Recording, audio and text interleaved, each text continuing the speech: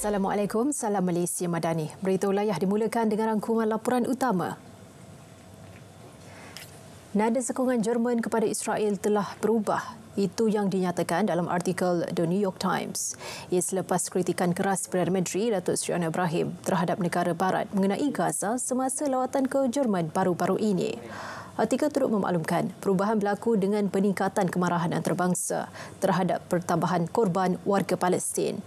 Koresponden artikel itu di Berlin, Erika Solomon menulis pada Jumaat, Jerman semakin rasa janggal dalam kedudukannya sebagai sekutu rapat Israel. Menariknya, artikel itu juga menunjukkan satu hujah kuat yang dibawa balik daripada lawatan Perdana Menteri ke Berlin awal bulan ini, yang mana beliau telah mengkritik negara barat kerana betapa kurangnya tindakan mereka terhadap kekejaman Israel di Gaza.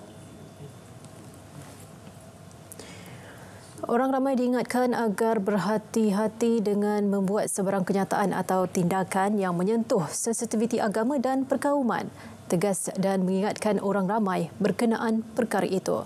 Menteri Perpaduan Aaron Ago Dagang menegaskan melalui platform X berkata, rukun negara adalah prinsip asas yang sepatutnya menjadi panduan membina dan memelihara keharmonian di Malaysia.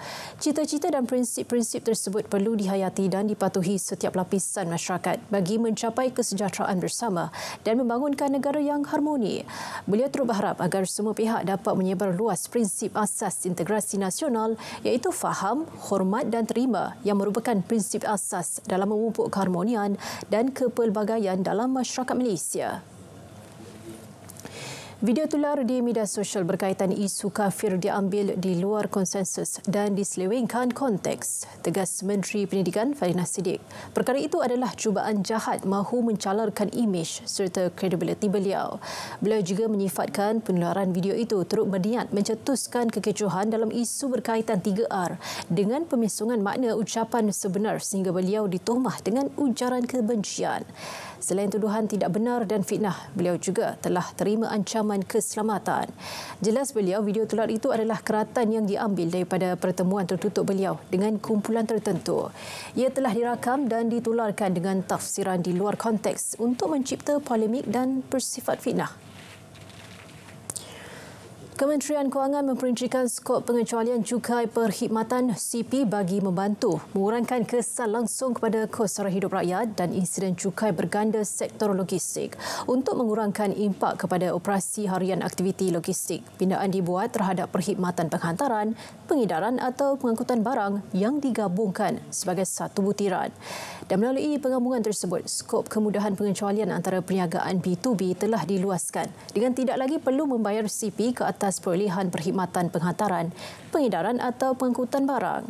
Perkhidmatan logistik yang dibekalkan di kawasan khas atau kawasan ditetapkan tidak tertakluk kepada kenaan CP kecuali perkhidmatan ejen custom yang kekal dikenakan CP seperti sebelum ini. Sasaran 50% pendaftaran sistem pengakalan data utama padu boleh dicapai menjelang hari terakhir pendaftarannya. Menurut Ketua Perangkawan, Datuk Seri Dr. Muhammad Uzir Mahidin, ia berikutan pembukaan sebanyak 1,902 kaunter pendaftaran fizikal yang beroperasi di seluruh negara hari ini. Kalau kita lihat setakat ini kita dah ada 48%, ada 10.61 juta lah. Jadi seperti yang kita telah lihat dalam banyak inisiatif baru kan, memang kita sukar untuk mencapai satu sendiri yang ideal 1%. Jadi sasaran yang kita telah pun dimaklumkan 50% adalah satu perkara yang memang orang kata satu achievement lah. Pendaftaran sistem padu berakhir tepat 12.30 malam ini. Dalam pada itu, setakat 12 hari tadi, 10.85 juta individu telah kemaskini maklumat dalam sistem padu. Jumlah itu bersamaan 48.3% daripada jumlah keseluruhan 21.96 juta mereka berumur 18 tahun ke atas. Selangor merekodkan pendaftaran tertinggi iaitu 1.74 juta, diikuti Johor 1.25 juta dan Perak 1.09 juta. Selain negeri yang melepasi sasaran 50% pula, antaranya Perlis, Kelantan, Terengganu dan Negeri Sembilan. Pendaftaran padu di Terengganu pula disasar mencecah 60% menjelang akhir malam ini. Sehingga semalam ia mencecah 57.6% sekaligus merekodkan Terengganu negeri ketiga tertinggi peratus pendaftaran padu di seluruh negara. Menurut Pengarah Jabatan Perangkaan Malaysia Negeri, Malini Sahul Hamid, daerah Kuala Terengganu mencatatkan bilangan pendaftar tinggi iaitu 119,220 diikuti Besut dan Kemaman. Sejak dilancarkan Januari lalu, lebih 1,200 kaunter fizikal padu dibuka di seluruh negeri dan sehingga kini 385 program komuniti diadakan serta pembukaan kaunter fizikal selain kaunter bergerak di 319 masjid dan surau terpilih. Turut dibuka kaunter bergerak di 3 perkampungan orang asli dan kesemua gugusan Felda di negeri ini.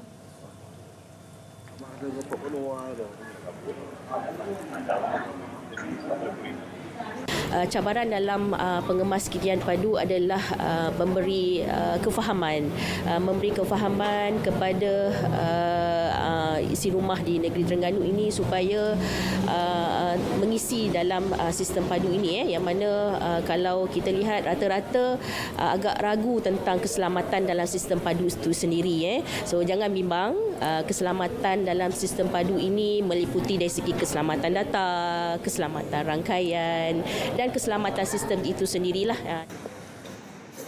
Terdahulu beliau meninjau proses pendaftaran dan pengemaskinian padu di kaunter UTC Kuala Terengganu.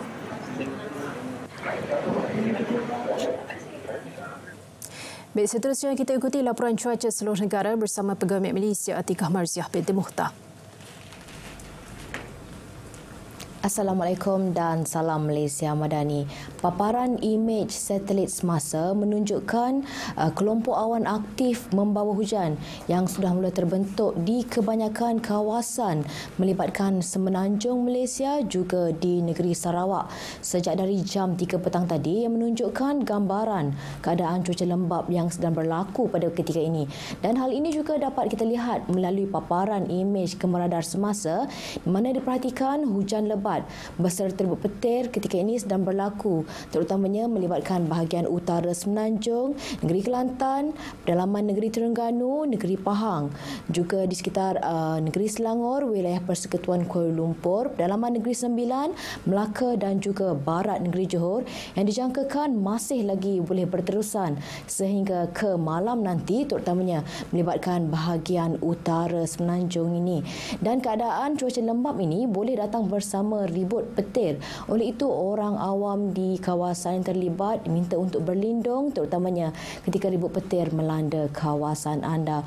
Baik, bagi negeri Sabah dan juga Sarawak pula, diperhatikan hujan lebat beserta ribut petir turut dicerap di kebanyakan kawasan melibatkan negeri Sarawak yang dijangkakan masih lagi boleh berterusan sehingga ke lewat malam nanti. Sementara itu, di negeri Sabah, hujan hanya dicerap melibatkan bahagian pantai barat yang dijangkakan akan beransur reda menjelang awal malam nanti.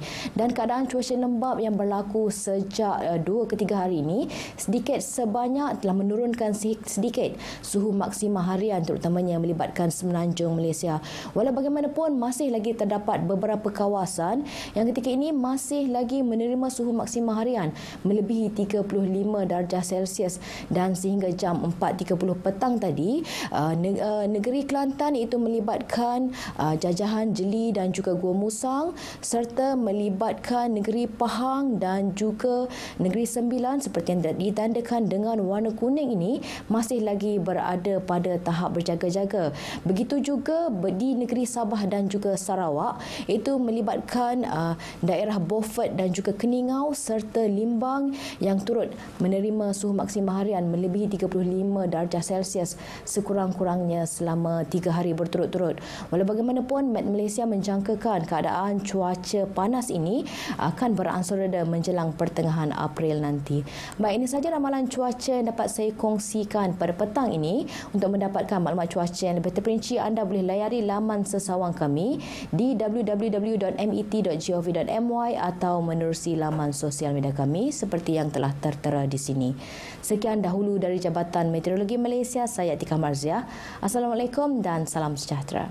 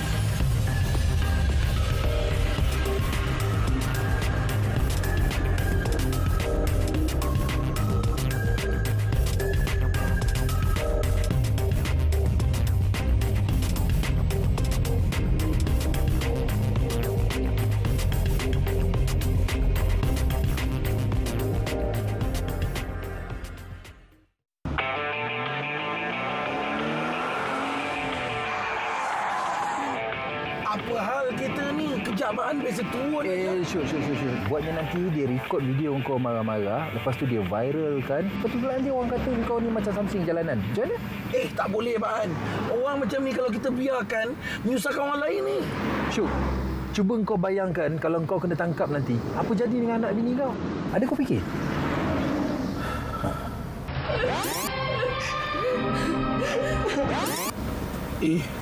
Takutlah saya, Baan. Kesian tak ada siapa nak tolong anak bini saya kat rumah. Syuk, biarkan. Tugas ni biarkan pihak berkuasa yang jalankan kerja dia orang. Tugas kita patuhi undang-undang jalan raya. Kita jangan ikut perangai macam dia. Kalau Abang cakap macam tu, baiklah. Sikap anda mengubah segalanya. Kawal emosi dan patuhi undang-undang jalan raya.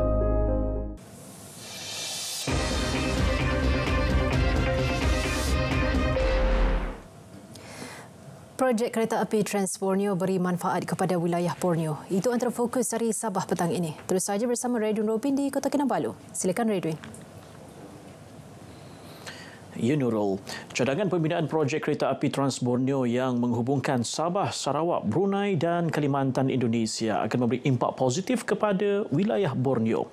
Itu Menteri Datuk Seri Panglima Haji Jinor menerusi kenyataan berkata, sekiranya perkara itu direalisasikan, ia akan memberi impak positif dalam memperkasa rangkaian ekonomi dan masyarakat.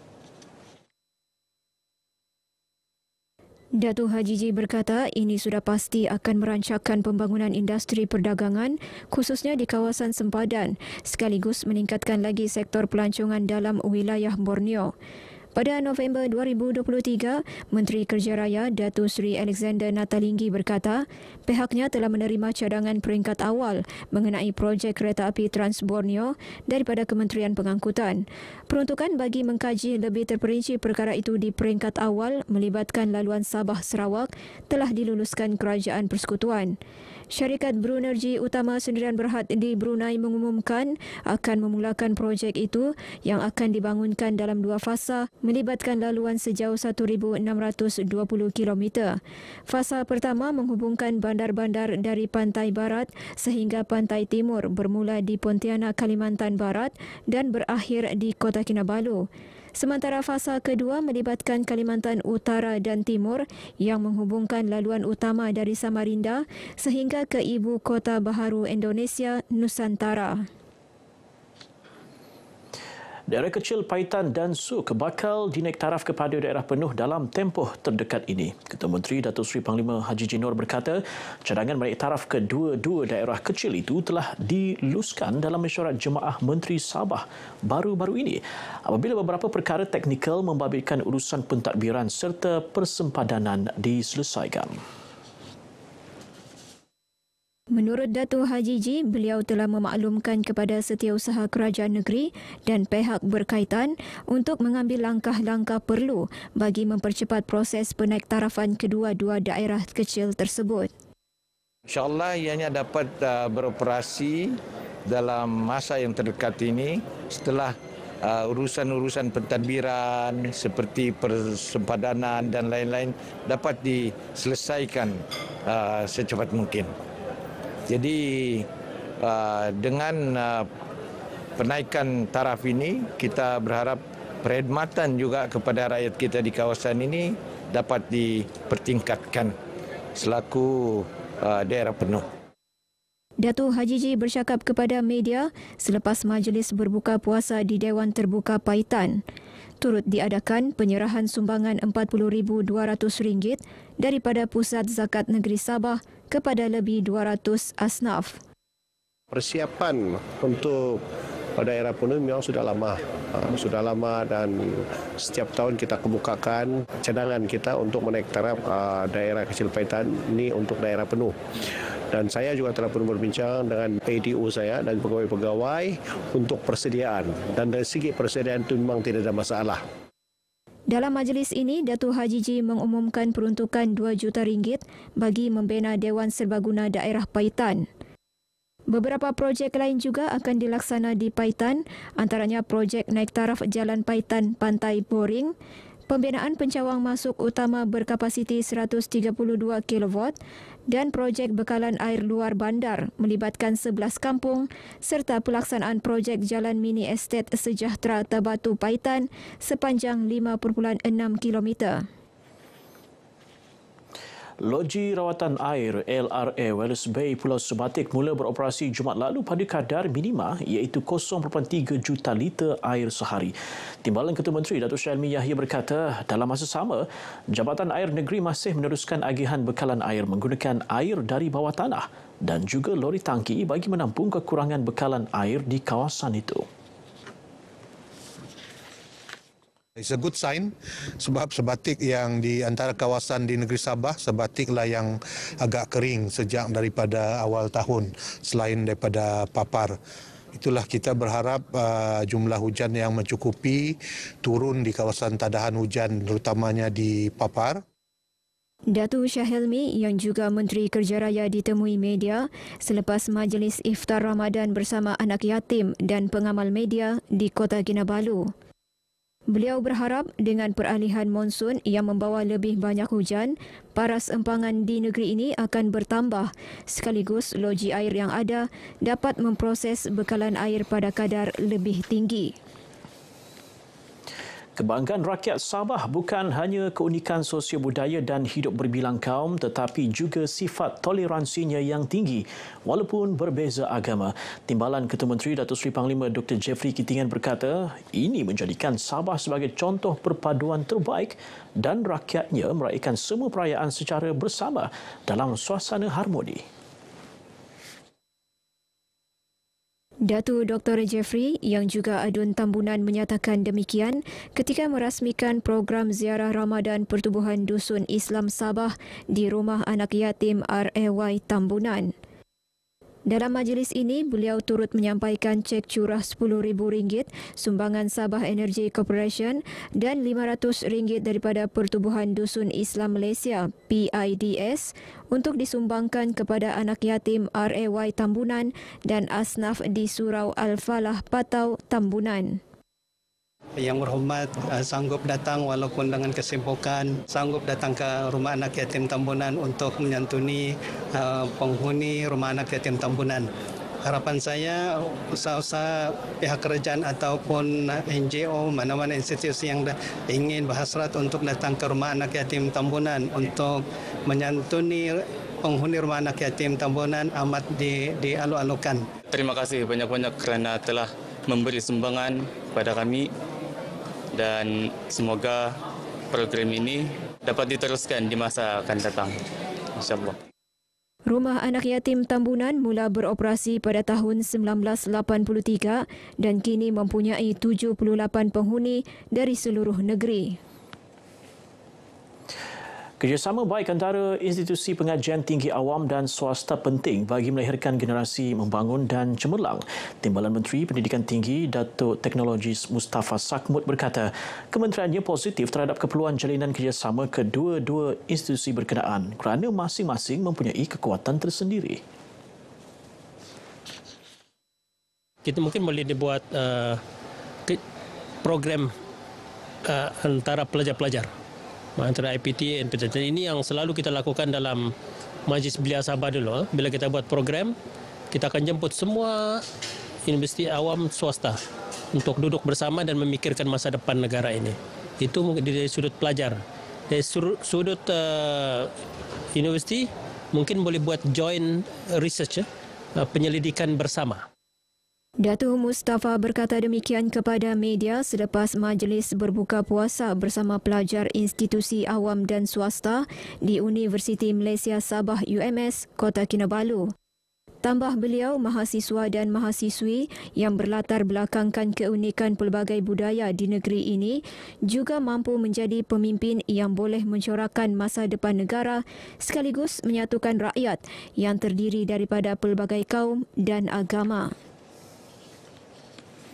Baik, sekian perkongsian dari Negeri di Bawah Bayu untuk petang ini. Terus ikuti lebih banyak perkembangan semasa dalam negara bersama dengan Nurul. Dari sungai hingga segara, Palestin pasti merdeka. RTM, teman setia anda. Nurul. Redwin, terima kasih atas perincian itu tadi. sistem aplikasi MES 999, bantuan kecemasan kini lebih mudah. SafeMe 999 Polis menghubungkan seluruh rakyat Malaysia kepada pihak polis. SafeMe 999 Deaf untuk golongan kurang upaya pendengaran dan pertuturan. Dan SafeMe 999 Blind untuk golongan kurang upaya penglihatan. Muat turun secara percuma melalui telefon pintar anda. MES dan aplikasi 999 memudahkan panggilan kecemasan.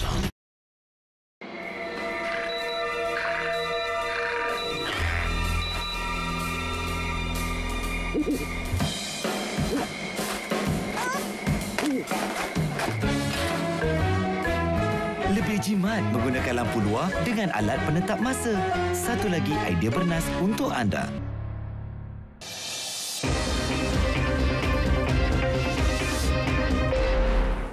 Seterusnya, berita dari Sarawak. Fokusnya isu menggugat keharmonian negara bakal berdepan tindakan tegas. Langsung bersama Buma Win di Kuching. Silakan Buma. Baik, terima kasih Nurul.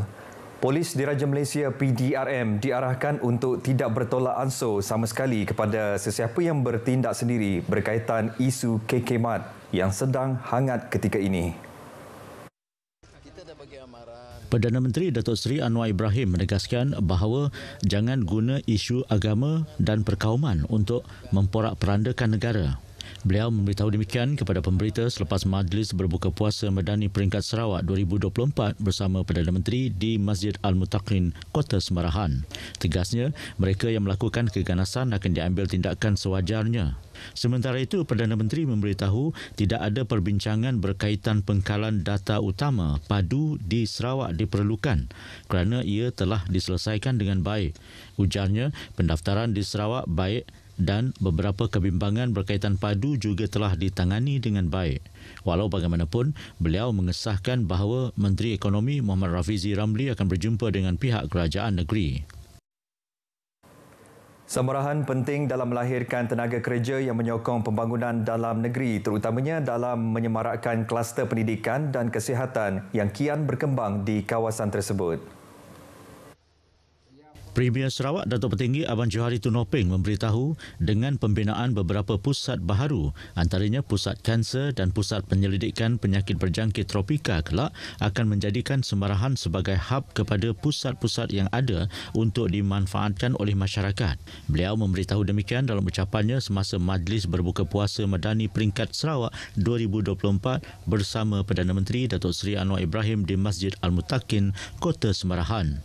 Beliau turut memaklumkan perbincangan beliau bersama Datuk Seri Anwar bersetuju untuk kerajaan negeri meneruskan pembangunan teknologi hijau secara keseluruhannya, terutama tenaga hidrogen. Seramai 150 orang dari Serian, Kuching dan Semarahan menerima sumbangan serta bakul makanan pada majlis tersebut. Baik, kerjasama agensi awam dan swasta amat memberansangkan berbanding tahun sebelum ini, khususnya dalam menyertai program tanggungjawab sosial korporat bersama Jabatan Penyiaran Negeri Sarawak. Pengarah Penyiaran Negeri Sarawak Wan Azahan Wan Ahmad berkata ini amat signifikan untuk memberi kembali kepada masyarakat. Ramai yang menghubungi kita untuk bersama-sama dengan kita dan ini merupakan satu signifikan kepada penzahiran rasa terima kasih kita kepada masyarakat kerana bila mereka bersama-sama dalam program ini, akhirnya produk ataupun perkhidmatan yang mereka berikan itu khas untuk masyarakat juga. Penyertaan rakan-rakan strategik dalam program anjuran RTM jelasnya selari dengan peranannya sebagai sebuah agensi kerajaan yang menyumbang kepada pembangunan komuniti setempat. Beliau ditemui pemberita selepas mengadakan lawatan ke gerai-gerai jualan rahmah yang diadakan sempena program Pandu Lalu Ramadan Kasih RTM di RTM Kuching hari ini. Selain jualan rahmah, turut disediakan perkhidmatan kaunter bergerak pembayaran zakat dan perkhidmatan kumpulan wang simpanan pekerja KWSP. Program ini yang diadakan serentak dengan sambutan ulang tahun RTM ke-78 esok turut menyediakan perkhidmatan gunting rambut percuma kepada 78 orang terawal. Konvoi penyampaian bakul Ramadan Kasih Anjuran RTM Sarawak bersama rakan strategik berlangsung dengan jayanya menyantuni golongan memerlukan di Kuching. Baik, perincian lanjut bersama wartawan Firdaus RSI Idris. Silakan. Terima kasih Buma di studio. Seramai 15 penerima disantuni menerusi program ini yang berlangsung sejak pelepasan pukul 10 pagi tadi. Dan penyerahan sumbangan melibatkan kawasan penerima di Putrajaya, Matang, Semariang, Satok, Batu Kawah, Pedawan dan juga Sentubong. Usaha ini melibatkan rakan-rakan strategik RTM termasuk Tabung Baitul Mal Sarawak, Ion Automat, Liansin, Bank Negara, Petronas dan juga Jabatan Kebajikan Masyarakat. Bagi lokasi pertama ialah rumah Emma Wati Suhaimi di Lorong 4, Kampung Sungai Maung, seterusnya ke rumah Zamaindab Kam di Kampung Kude dan ketiga iaitu di rumah Rasidah Kasah yang beralamat di Kampung Gita Baru ini. Dan sumbangan telah disampaikan bersama oleh Pengarah Penyiaran Sarawak Wan Azhan Wan Ahmad. Manakala selebihnya diagihkan menerusi pecahan konvoi yang terbahagi kepada 4 kumpulan. Saya difahamkan setiap penerima akan mendapat 4 pek sumbangan setiap seorang, iaitu dari rakan strategik RTM, iaitu dari TBS, Bank Negara, Liansin dan juga Everise. Baik, sekian saja laporan bersama. Kita kembali bersama Buma di studio. Silakan. Terima kasih Daus atas laporan anda. Baik, kita ke berita seterusnya. Sektor perniagaan industri kecil dan sederhana IKS penting kerana memberi sumbangan besar kepada pendapatan negara sekaligus melahirkan usahawan muda berjaya. Usahawan muda yang berjaya bukan sahaja mencipta perniagaan baru, malah meningkatkan peluang pekerjaan yang turut memberi impak positif dalam pembangunan ekonomi negara. Timbalan Menteri Belia, Sukan dan Pembangunan Usahawan Sarawak, MySet, Datuk Dr. Ripin Lamat berkata, kementeriannya sentiasa membantu golongan belia untuk menjayakan perniagaan mereka. Ya, kita di MySet memang kita galakkan si Datuk untuk terus jadi usahawan yang akan berdagang sentiasa. Tetapi kadang-kadang disebabkan oleh pengunjung. Bila ada pesta, baru orang ramai, barulah kadang-kadang jualannya tinggi dan mendapat pulangan. Beliau berkata demikian semasa ditemui pemberita di program Juh Berambis Sungkir di Bintulu. Terdahulu, Datuk Dr. Ripin memberitahu Bintulu merupakan tempat yang pertama MySet menganjurkan program Juh Berambis Sungkir, manakala program ini diadakan di Miri hari ini dan akan diteruskan di Kuching pada 6 April. Seramai lebih 300 orang menyertai program tersebut di Bintulu semalam. Baik, sementara itu ketika di Miri pula, Datuk Dr. Ripin memberitahu fasa kedua pembinaan prasarana membabitkan kos sebanyak RM5 juta terus dibangunkan dalam projek Pusat Komuniti Bersepadu Taman Jelita Miri di bawah pembangunan yang sedang dilaksanakan di kawasan Dewan Undangan Negeri Dun Lambe. Beliau memaklumkan fasa kedua projek ini yang merangkumi pembangunan beberapa prasarana akan bermula tahun ini selepas beberapa kali bermesyuarat dengan pihak Majlis Bandaraya Miri selaku agensi pelaksana. Untuk fasa 2 dengan kos 5 juta yang mana yang akan terdiri daripada satu padang bola sepak standard size, jogging area, pusat riadah dan juga taman permainan kanak-kanak. Dalam masa yang sama kita juga bercadang nak masukkan satu library perpustakaan untuk kegunaan masyarakat di kawasan ini, di dalam projek ini, Integrated Community Centre. Ketika ditemui pemberita dalam lawatan ringkas ke Masjid Jamal Ad-Din, Taman Jelita di Miri, beliau menyatakan harapannya agar projek ini dapat disiapkan pada tahun depan dan penduduk di Taman Jelita dapat menjaga kemudahan yang disediakan tanpa melakukan vandalisme. Fasa 1 dengan kos RM3 juta telah siap dilaksanakan dengan sebuah dewan yang memuatkan 4 gelanggang badminton, 2 padang futsal, sebuah gimnasium dan juga balai polis mini.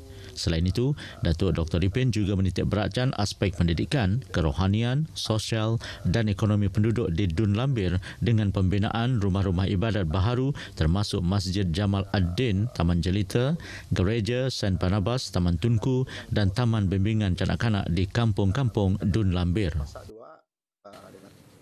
Baik saudara, perkongsian itu tadi mengakhiri berita dari Sarawak. Dari sungai ke segara, Palestin pasti merdeka. RTM, teman setia anda. Kita kembali bersama Nurul untuk lebih banyak perkembangan berita dalam negara. Nurul, silakan. Muhammad, terima kasih atas perincian itu tadi.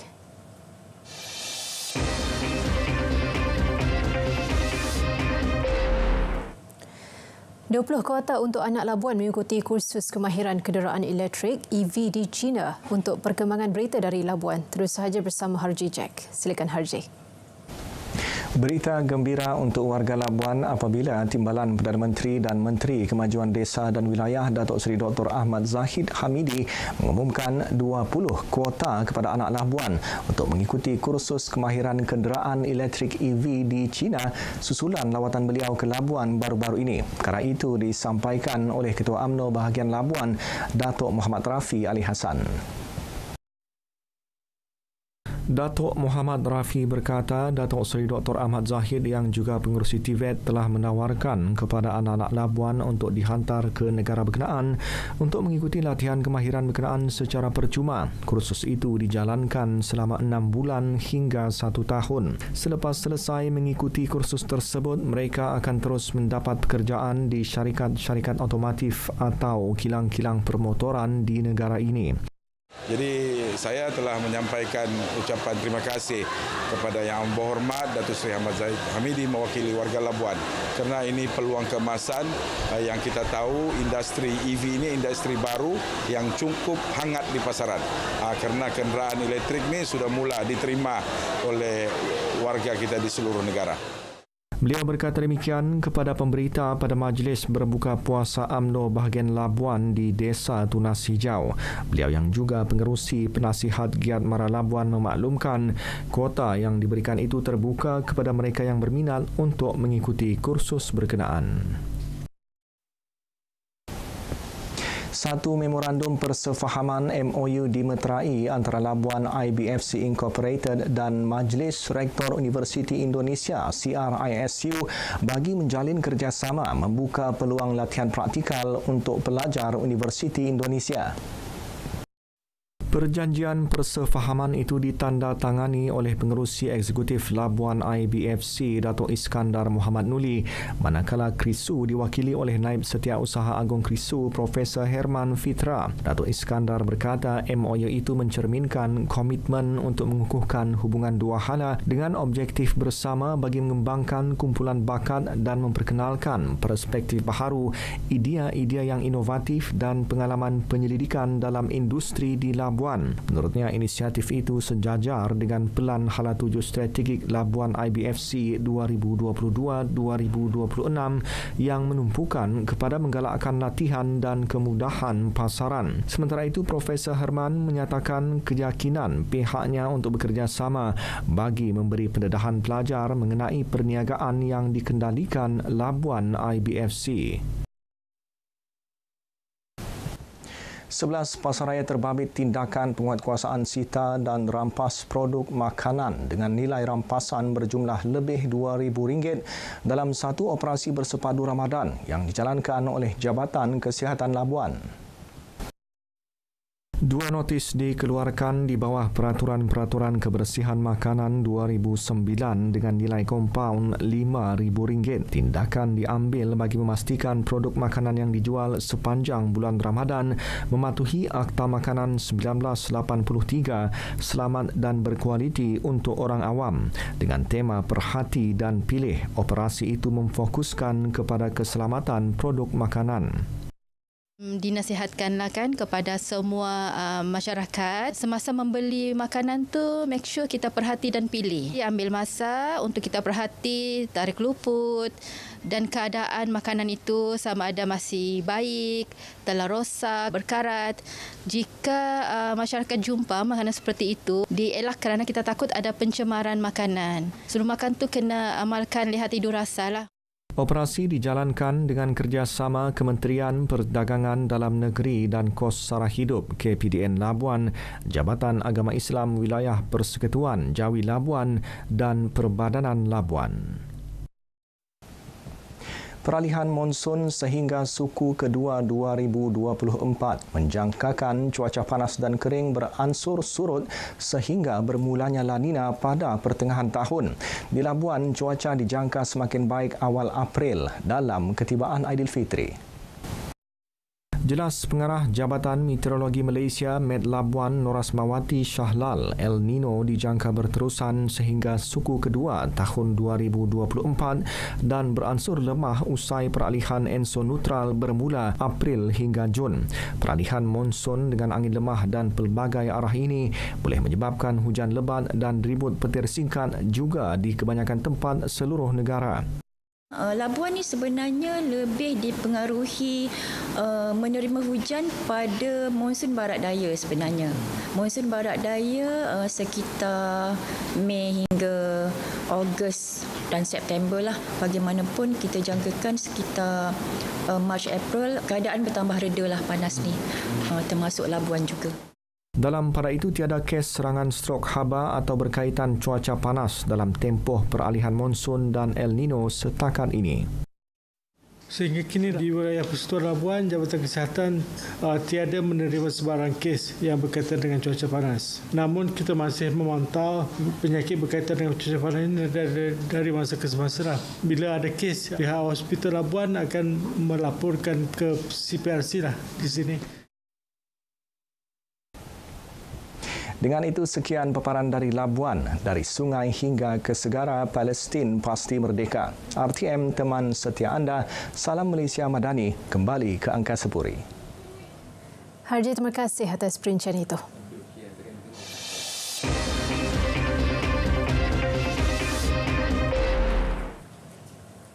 Lima lelaki tempatan dipercayai terlibat sindiket pengedaran dadah dengan berselindung di sebalik aktiviti penyeludupan beras ditahan Mercy Optaring Bravo Rabu lalu. Ketua Polis Kelantan Datuk Muhammad Zaki Harun berkata penahanan suspek dibuat di sebuah rumah di Kampung Jambu, Kota Baru, Kelantan. Turut dirampas 2 pucuk pistol beserta 5 butir peluru hidup. Juga 17,200 biji pil disyaki pil kuda, 5 kilogram dadah disyaki ganja, 18 liter air ketum serta 2 liter ubat batuk. Anggota turut menemukan 50 kampit beras seberat 5 kilogram bersama 5 telefon bimbit dengan anggaran nilai keseluruhan rampasan RM273,815. Dalam disikan awal, ianya menunjukkan satu sindiket penyeludupan beras. Tetapi kita telah menjumpai sebagaimana dikatakan tadi, pistol dan juga dadah. Walau bagaimanapun kita akan buat siasatan. Setakat ini, kumpulan ini tidak ada dalam senarai kita dalam sindiket dadah. Tetapi dengan terjumpanya sebilah dadah pil yaba terutamanya yang banyak, mungkin telah menyelitkan aktiviti pengedaran dadah dalam penyeludupan beras. Beliau berkata demikian dalam sidang media di Ibu Pejabat Polis Kontijen IPK Kelantan di Kota Baru. Siasatan awal juga mendapati sindiket terbabit dipercayai terlibat dalam aktiviti penyeludupan beras hampir 5 tahun dan turut dipercayai terlibat dengan aktiviti penyeludupan lembu. Polis juga percaya masih ada ahli kumpulan sindiket terbabit yang masih belum ditahan. Kesemua suspek ditahan reman sehingga esok bermula Khamis lalu. Seorang bekas pegawai Majlis Perbandaran Kota Baru Bandaraya Islam, MPKB BRI, mengaku tidak bersalah di Mahkamah Magistrate atas 2 pertuduhan mencabul kehormatan rakan sekerja pada Oktober tahun lalu.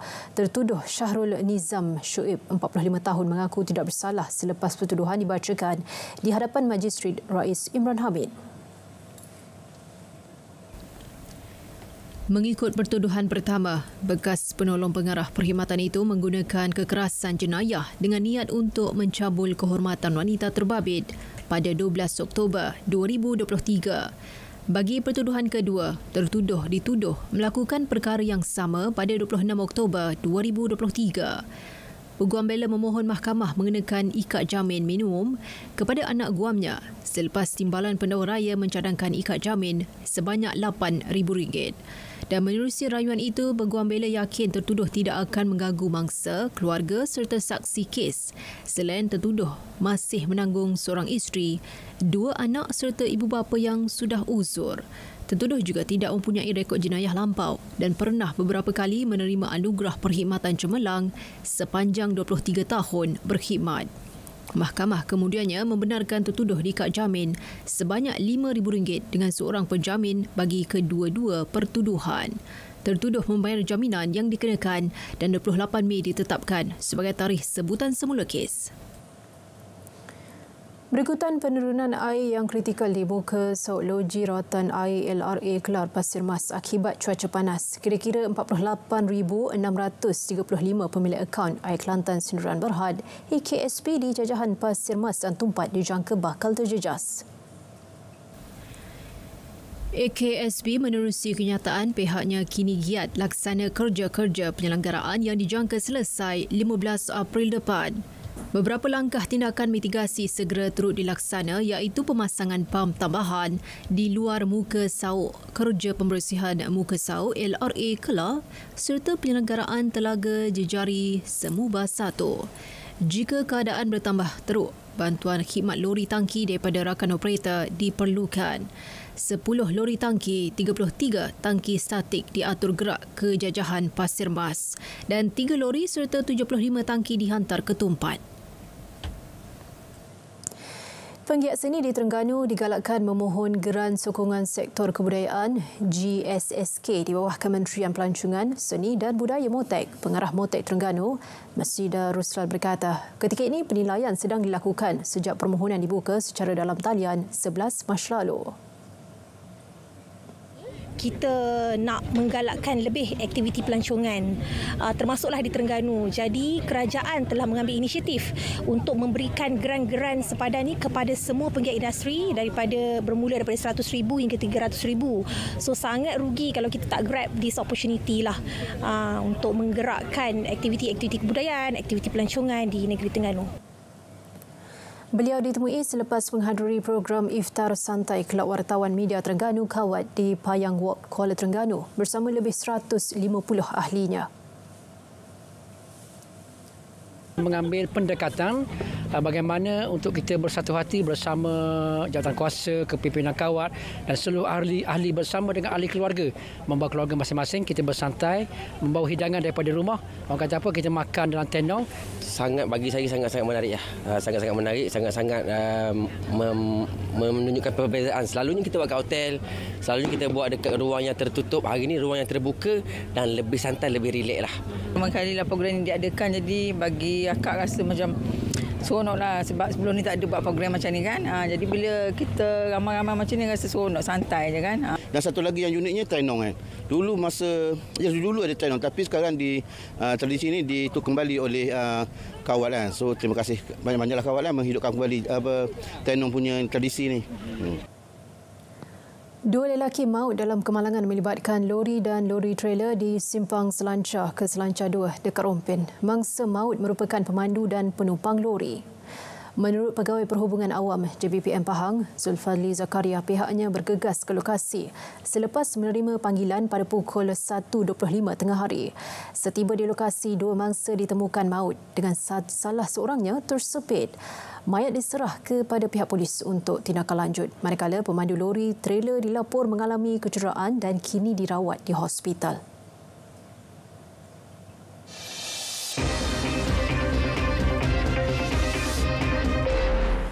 $87 buah masjid dan surau di Parlimen Kulai menerima sumbangan RM1,000 bagi menjalankan aktiviti sepanjang Ramadan melibatkan peruntukan sebanyak RM87,000. RM15,500 turut disalurkan kepada pemilik dan penyewa 4 buah rumah yang mengalami kebakaran minggu lalu. Ahli Parlimen Kulai Theoni Ching yang juga Timbalan Menteri Komunikasi berkata, pihaknya sentiasa prihatin dengan golongan memerlukan dan terus menyokong usaha dilakukan pelbagai pihak bagi membantu rakyat di kawasannya.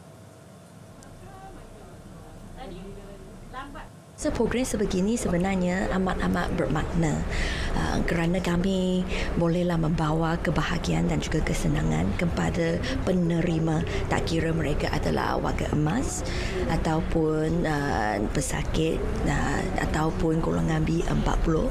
Dan saya percaya bahawa kami sebagailah seorang datang ke sini untuklah sampaikan sumbangan ini, kami juga akan terima berkat. Jadi satu berkat untuk kita juga. Beliau berkata demikian selepas menyerahkan sumbangan menerusi program Yo Anto Jajan Raya Johor FM di Kulai. Program memasuki tahun keempat ini telah menyantuni lebih 100 buah rumah di 10 daerah di Johor. Kami dah pergi lebih 100 buah rumah sejak daripada tahun pertama penghancurannya, dan setiap tahun memang kita akan pergi 10 daerah. Kebiasaannya satu daerah 3 penerima. Tetapi istimewa untuk tahun ini kita akan pergi ke rumah pendengar yang terlantar sakit dan mereka merupakan pendengar setia Johor FM. Tempahan inap desa atau homestay di Melaka melonjak lebih 100% sempena Tahun Melawat Melaka 2024. Angka berdasarkan tempahan di 135 inap desa di seluruh negeri untuk bulan Januari dan Februari tahun ini berbanding tempoh sama tahun lepas.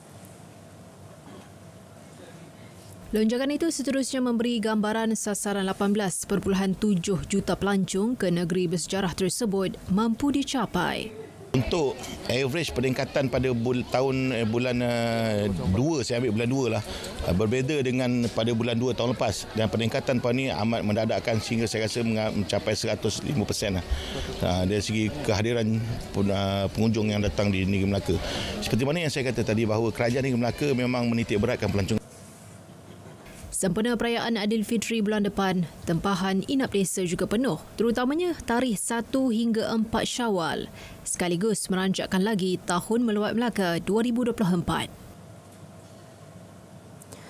Seorang remaja lelaki 14 tahun maut selepas terlibat kemalangan di kilometer 11 Jalan Benut Simpang Renggam. Kejadian berlaku pagi semalam turut mengakibatkan ibu dan adik mangsa cedera. Menurut Ketua Polis Daerah Pontian, Superintendent Muhammad Shofi Taib, siasatan awal mendapati pemandu lori dari arah Simpang Renggam ke Benut hilang kawalan sebelum masuk ke laluan bertentangan sekaligus melanggar kereta dinaiki mangsa yang berada di laluan tersebut. Mangsa yang parah di kepala meninggal dunia di lokasi kejadian. Ibu mangsa cedera di kaki dan tangan, manakala adik lelakinya cedera parah di tangan. Kes disiasat mengikut Akta Pengangkutan Jalan 1987.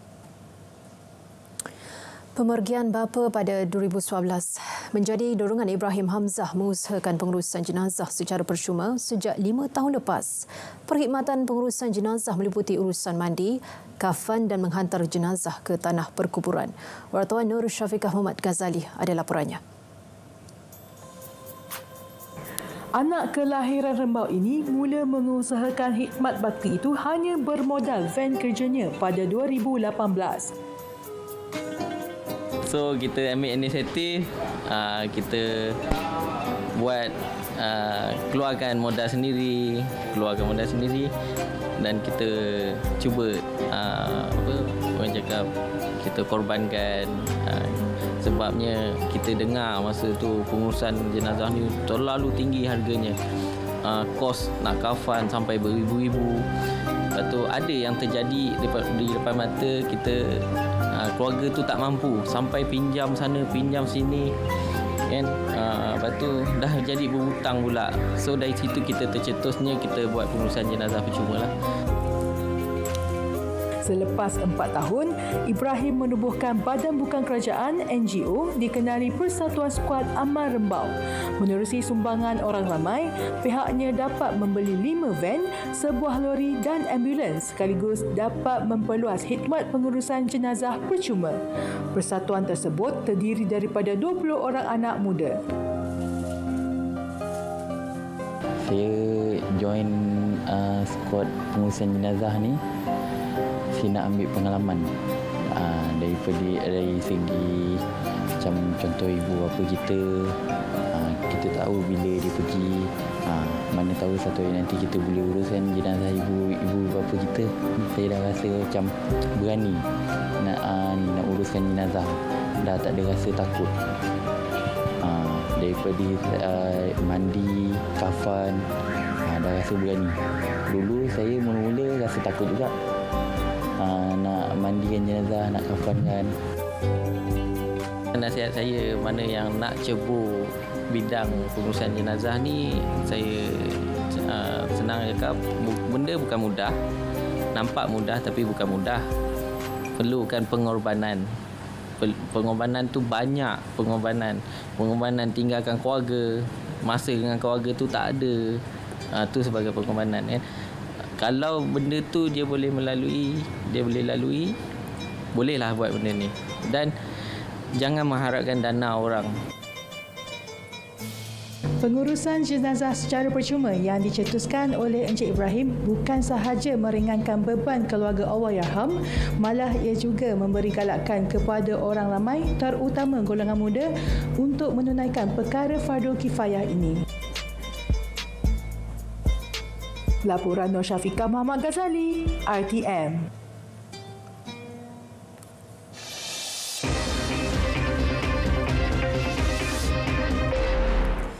Nahas jalan raya melibatkan 2 pelajar Malaysia di Tasik, Tekapur, New Zealand semalam bapa kepada salah seorang mangsa. Megad Irman Jeffrey akan berlepas ke New Zealand malam ini bagi urusan jenazah anaknya, Allahyarham Megad Ashman Akif. Perkara itu dimaklumkan Datuk Allahyarham Megad Khuswaidi.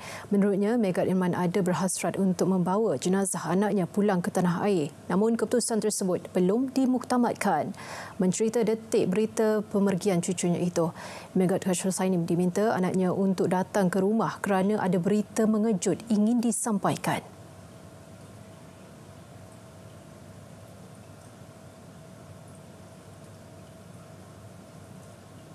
So pergi rumah dia di Meru.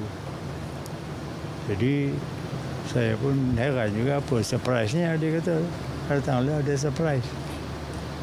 Sampai sana dia pun peluk saya tu.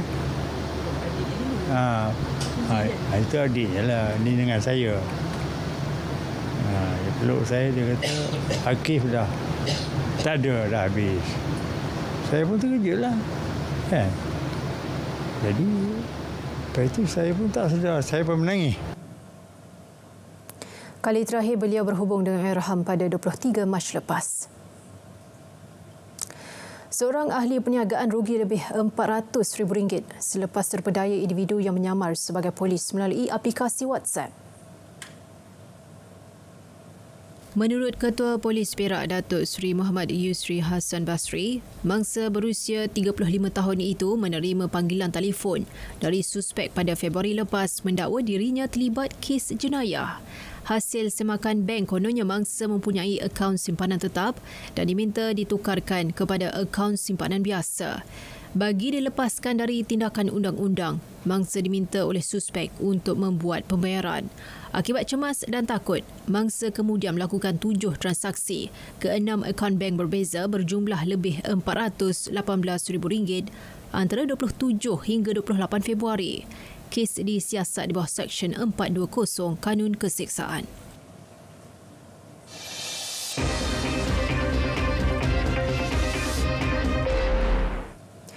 Sudah 20 hari umat Islam menjalani ibadah puasa dan kini persiapan menyambut Hari Raya Aidilfitri semakin rancak. Ada yang suka mengikut trend membeli secara dalam talian dan ada juga mengekalkan pembelian secara fizikal. Audi Muhammad Noor berkongsi suasana bazar Aidilfitri di Jalan Tuanku Abdul Rahman.